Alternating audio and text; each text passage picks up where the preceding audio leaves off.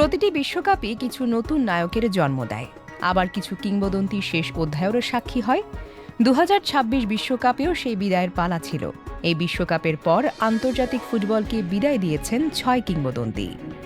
Neymar ১৮ বছরে অভিষেক, ১৩০ ম্যাচে ৮০টি গোল, ব্রাজিলের সর্বোচ্চ গোলদাতা।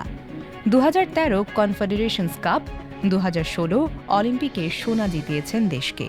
শুধু বিশ্বকাপ ট্রফিটাই অধরা থেকে গেল। মানুয়েল নয়্যার ১২৮ ম্যাচে ৫টি বিশ্বকাপ খেলা জার্মান গোলকিপার, আধুনিক ফুটবলের সুইপার কিপার পদ্ধতির প্রতীক।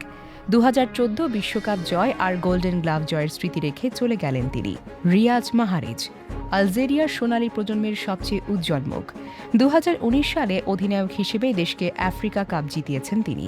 গিয়ের্মো ওচোয়া ৬টি বিশ্বকাপ খেলা মেক্সিকান গোলরক্ষক। ২০১৪তে ব্রাজিলের বিপক্ষে তার গোলকিপিং বিশ্বকাপ ইতিহাসের স্মরণীয় হয়ে আছে।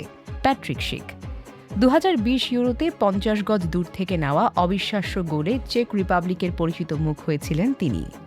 দিদিয়ের দেশম খেলোয়াড় হিসেবে ১৯৯৮ বিশ্বকাপ, কোচ হিসেবে ২০১৮ বিশ্বকাপ।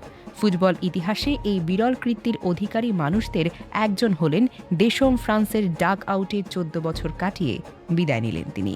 দীর্ঘদিন দেশের জার্সিতে সাফল্য আর স্মরণীয় মুহূর্ত উপহার দেওয়া এই কিংবদন্তিরা মাঠ ছেড়ে গেলেন, কিন্তু ফুটবল প্রেমীদের হৃদয়ে তারা বেঁচে থাকবেন আরও অনেক দিন। ডেস্ক নিউজ, অগ্রযাত্রা প্রতিদিন।